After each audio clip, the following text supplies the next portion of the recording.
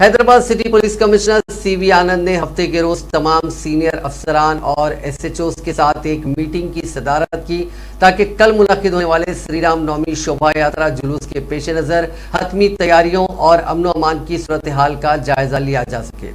اس سے پہلے Hyderabad police commissionerate میں سینئر عہدیداروں کے ذریعے پچھلے ہفتے میں زونل سطح کے متعدد اجلاس منعقد کیے گئے تھے۔ پولیسنگ سے متعلق تمام فیلڈ لیول کے مسائل،